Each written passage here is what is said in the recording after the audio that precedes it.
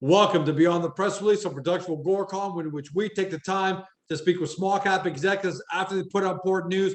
With us today for the second day in a row, we never get tired of them because the headlines are awesome.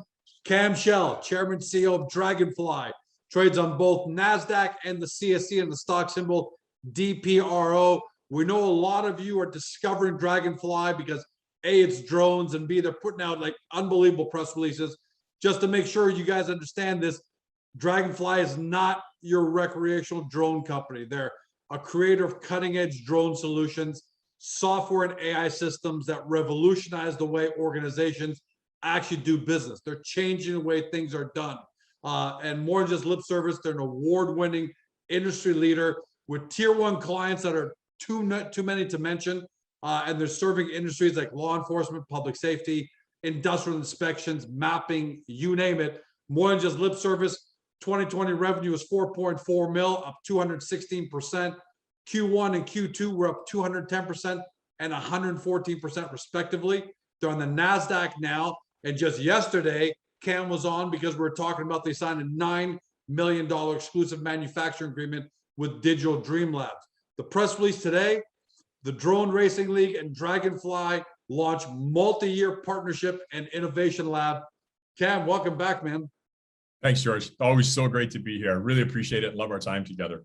Not too many of us are familiar with drone racing, let alone a league. So who is DRL in terms of how big they are and how significant this partnership is to DraganFly? Yeah, Drone Racing League is a cornerstone of the whole drone industry, or the drone enthusiast market or space, if you will. Drone Racing League it's the only league of its kind, in my opinion, that does what it does, insofar as that it has both a virtual and a real life component to it. So you race simulators in the Drone Racing League. And that's actually where they recruit their live pilots to actually go into the drone races. The Drone Racing League does have a headquarters. It's in New York, but it travels, right? So it has between 8 and 12 races per year with 8 pilots in that per year, all of whom have personalities. This is an NBC sporting event. It is DraftKings covers it. They make a line on it. Wow. Oh yeah, no, it's the real deal. It has millions of viewers, millions of followers, and it is exciting. I mean, it is, man. It's the Formula One of drones. It's the Formula One of drones. That's the perfect analogy. This is where it really comes down to. This is where all the tech for drones is developed. This is where all the innovation starts from. I mean, people are real serious about it, and it's career making type of stuff. And I love the fact that, I mean, the Drone Racing League really covers everything from DeFi gaming to console gaming to reality gaming, to television. It is the one sport actually that covers the entire spectrum of media and where gaming was, right? Where sports was in the past and where gaming and sports is going in the future. No idea. I just figured when I saw drone racing, I figured, okay, they're drones that are racing. I had no idea they went, because Formula One does that too, where first they say, hey, you can go onto our simulators. If you're really good, you can become, you can get into the Formula One world. They've actually started doing that. Drone Racing League's already on top of it. By the way, for everybody at home, I'm reading this, the DRL World Championship season begins on Wednesday, October 20th at 8 o'clock on NBC, SN, and Twitter. So tune in, because you really want to get, it's a great way to do due diligence on this partnership, because you really get to see how big of an event this is. It's awesome. So Cam, you guys are doing this. You're launching DRL Labs to research and develop next generation drone technology to advance the sport of drone racing. That seems pretty obvious. We're going to talk about that. But then you've also got, and other industries undergoing significant transformation through drones, including humanitarian aid and mobility. So we'll talk about that second. First, let's talk about the racing side. What are you guys going to try and do on the racing side together to make the league even better? Yeah, so this does a few things for DraganFly. It will be an opportunity for us to be demonstrating and displaying our technology. So whether it's a entirely AI-based autonomous drone that will be doing some racing, right? That this at this point is not going to be beating a human. But the objective, just kind of like Big Blue, finally, outcompeted humans in time, and over the next year or 2 or 3, we expect that we're going to be seeing AI-based drones, setting the pace. Autonomous-based drones setting the pace. Now, this is really important innovation because the work that we do in autonomy is as advanced as anybody in the world. And so, we've got autonomous drones today that are looking to, deliver blood in battlefield situations, looking to eliminate counter-drone threats by flying in over theaters, whether it's public venues or counter-drone technology over correctional facilities, 100% autonomous, flying at hundreds of miles an hour, shooting out Kevlar nets and taking these drones out of theater. And it's that type of technology that we'll be implementing here and also advancing, against the best racers in the world. And it's that type of technology that we'll be able to then, take back out into the commercial market. Okay, there's a tie-in. That's really what this is about. The other immediate example is, and this is actually going to have effect, I believe, on the betting lines here, is that we'll be using our vital intelligence technology, the cameras, right, fixed on the drone racers as they're racing, taking their vital signs. So as they're whipping around the course, as they're crashing, as they're dueling it out, we're going to see their blood pressure, their heart rate variability. We're going to see their blood oxygen levels all live on the screen as they're racing. And so again, totally innovative in sport, but it's something that can be brought live. And that's something that only DraganFly can do right now, and will help really demonstrate to our commercial, our industrial, and our military customers the type of capability that we have. So what I love about that is you might have 2 pilots, Cam and George, side by side. They're duking it out, but Cam, you take a look, he's calm. George is in panic mode. So it tells you, hey, Cam's probably the better driver at the end of the day. I want to put more money on this guy. I think if you reverse the roles, and then I would agree. So the technology that you guys are going to incorporate for the racing side, then we're going to go into the humanitarian side. Is that, so racers are going to race, so they're going to be real world racers are going to, but you guys are going to strictly provide the autonomous side, or are you also going to produce technology for the racers to incorporate into their drone flying capabilities? Yeah, no, this is where the lab comes in, right? So everything we're doing, whether it's for the racers or for the humanitarian, or where we're going to take it out into industry, all really starts generating in the lab. But then the test grounds actually get to happen, amongst the racers, and in this real live scenario where real drama and real stakes are in the mix.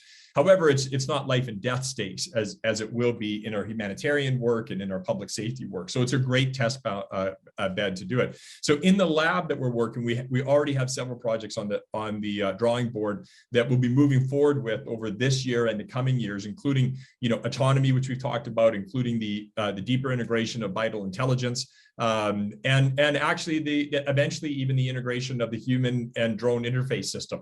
Right. So these are the types of things that we'd like to be able to move forward. And again, whether it's into public safety, humanitarian, drone delivery, these are all really applicable advancements. And so, in terms of, why we're interested in this partnership, well, it's great for our culture. It's great for our engineers. It's great for, all the things. It puts us squarely in the middle of the industry. But where the ROI for us comes down to is really in twofold.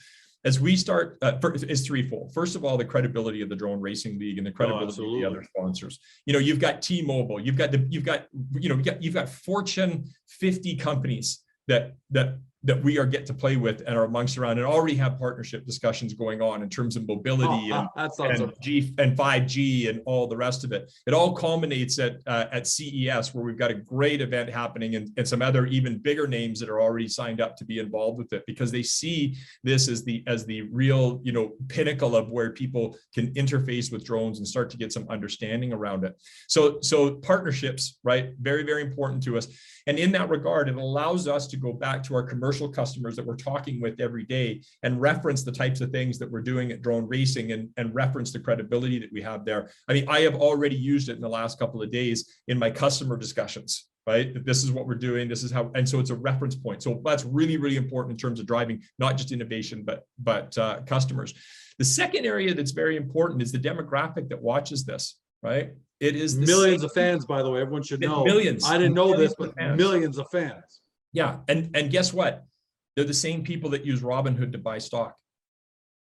Yeah.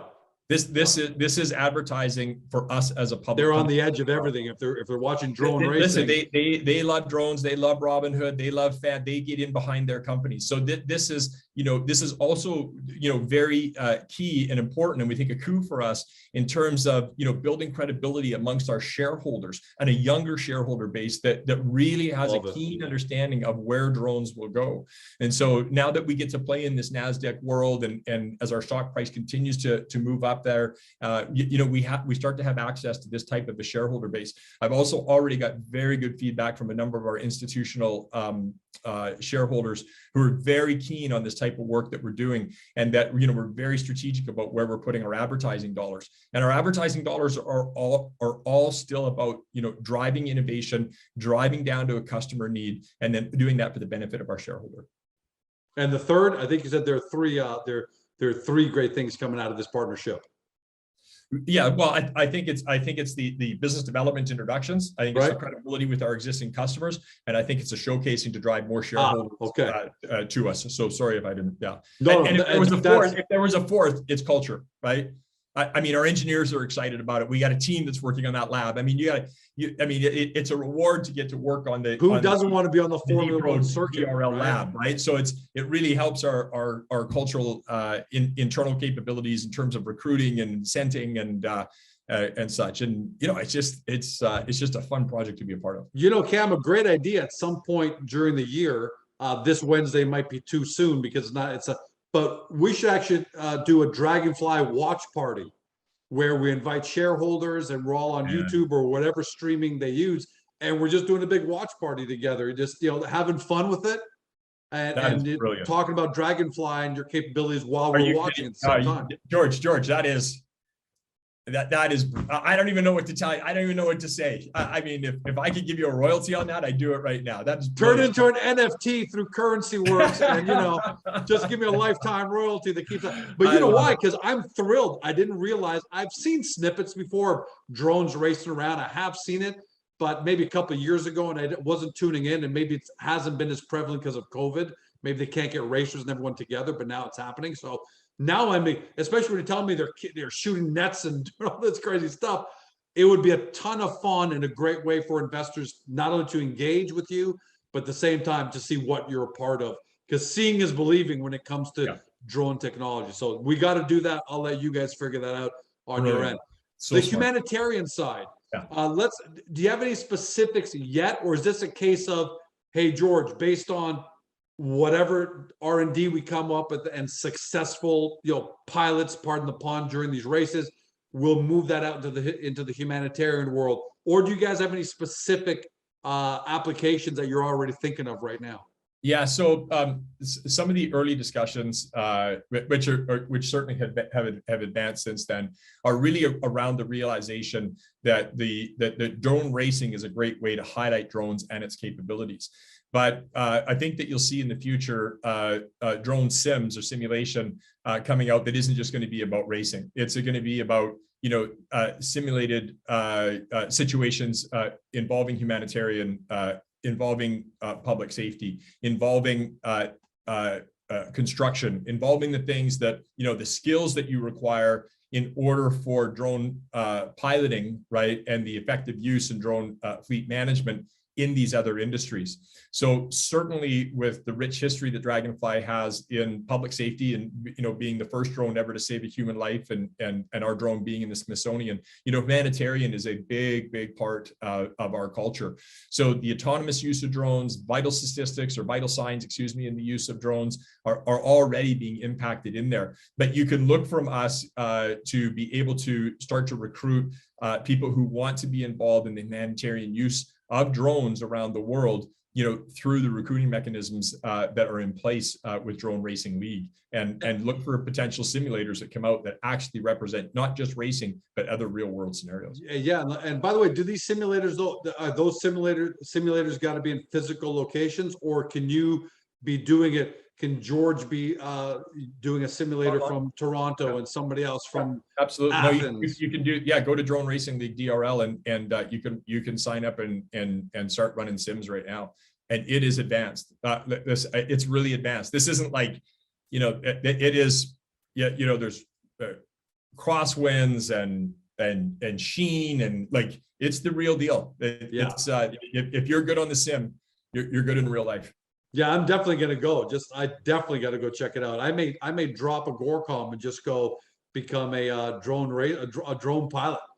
Dude, you and I don't have the reflexes anymore at our age that you guys do. These people do, not just guys. It is really impressive. I can barely play FIFA soccer against my teenage daughter and keep up. Like, I go, what's a damn button? What does X do? So yeah, I'm probably not going to have a career out of it, but I'll try. I'll be a walk-on. I might be Rudy, right? So this is the perfect. Now that we've had this conversation, now I see how this is a perfect partnership. You've got the Drone Racing League, which obviously is the practical implication, the test field. You've got DraganFly, which is spearheading the R&D to put that, in order to put stuff on the best testing field in the world. And then when you're successful, you're not only making yourselves better from a commercial point of view in the Drone Racing League, but you're also then giving back to humanity by saying, hey, we've discovered really amazing stuff. Let's not just create an amazing, better racing league and more commercially successful, but now let's take that and go help the world do things that they got to do. Is that the trifecta? Is that how you put it all together? 100%. You nailed it. Absolutely, you nailed it. Yeah. We took a look at this and made sure there was really significant ROI. And just in the last couple of days, it's paid dividends for us. Yeah, I'm excited. I got to tell you. And again, I brought this up in the interview yesterday.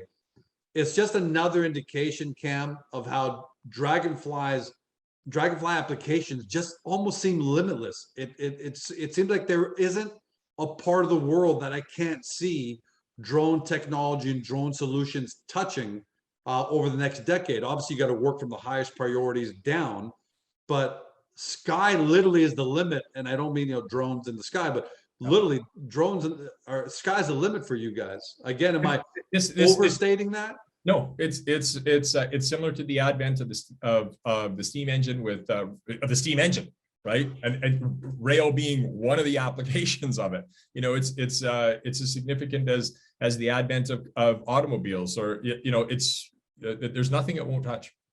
You had said at one time in a previous interview, your goal was for DraganFly to be one of the top 3, number 1 for sure, but at the very least top 3 drone solutions, drone technology companies in the world. Man, just after these last 2 days, between yesterday's $9 million exclusive agreement and then today we're talking about Drone Racing League, do you have any doubts that you're going to achieve that goal for your shareholders in the next? Zero doubts. None. Not one question about it. Where do you see the company, in the, I don't want to say 5 years from now, because I think that it's impossible to extrapolate, but where do you see the company in the next couple of years? I'm not asking for sales projections, but just in terms of spreading around the world and tentacles and growing. Our IP, in particular AI, will be paramount. The amount of data that we house will be paramount. In fact, I've said in 3 to 5 years from now, I believe that Draganfly will always be known as a drone company, but will probably be the largest repository of forestry data in North America, if not the world. We'll be the largest repository of battery mining data in the world because of the missions we fly. The data that a drone collects is beyond what most people can even comprehend. It's terabytes of data, almost every single mission. When you apply AI into it, the insights that you get, the environmental monitoring sensors that we're coming out with, and the environmental monitoring data that we'll have on very localized type of areas will just be unprecedented. So, I kind of feel like it's, Amazon started selling books. We started selling drones. Amazon's not about selling books, right? Amazon is about the data, and everything that we do. The entire drone world right now is really kind of rallied around 2 broad themes. One is delivery and one is data. And at the end of the day, you need autonomous expertise and you need AI expertise. And that's where we've really focused our efforts. Most drone companies today, I still think, are focused on hardware and sensors and software. And it's got to be, all about autonomy and all about data. And if you're managing those 2 and you've got a platform in the drone industry that houses and exploits that, there is nothing that you cannot go out and do and accomplish, an insight that you have in order to apply drone technology into. I really like how you compared it to your peers, because going back to the Amazon example, we all remember that when Amazon came out, there are also other big book retailers that said, oh yeah, we're just going to create our own book e-commerce division as well. But they went nowhere because they just focused on selling books, whereas Amazon focused on data and using data to create more product, which gathered more data, which created more product and solutions and all of that. And the rest is history. Those book retailers who thought we're just going to launch e-commerce stores to compete with Amazon, so we got this on lock, they're nowhere to be found. Yeah, exactly. Like, it is not, listen, the data is our customers' data, full stop, end of story. And the reason that they work with us is because they know it's their data, it's secure. We got a 20+ year history. We got security clearances. We got all of those types of things. But we can utilize the insights from that data, one, to improve the algorithms in each of our designated verticals, so that the AI that we're doing is continually getting better. But we can utilize the insights from that data to make better decisions in our business. And that's why Amazon has won. I mean, they also executed on those better decisions. Yeah, of course. And that's why they just have become uncompetable in so many areas, because they already know what's going to happen. They see the trends happening before they've happened. They can see it in the data. So, and that's exactly where we'll continue to push this company. Yeah, that's why I didn't even ask you about 5 years from now, because once you start incorporating data and where that takes you, no idea. It's even you don't know, right? Even you know, but hey, but for today, you know, October 15th, 2021, you know, we're talking about this press release that came out the other day. Congratulations on another major achievement for DraganFly, and for rewarding shareholders who stuck with you and remained loyal and believed in you, what the company was doing through some patches that were, you know, like every startup, like every new tech company, it's lumpy, right? You got wins, you got delays, you're waiting on stuff. And sometimes investors get rattled, but other ones believe. And man, it's amazing to see the shareholders that believed for being rewarded, and nothing but great success. I can't wait till the next one, Cam. Like, we might be on next week, the week after. I expect that to happen, and I can't wait to see it, man. But amazing work. Yeah.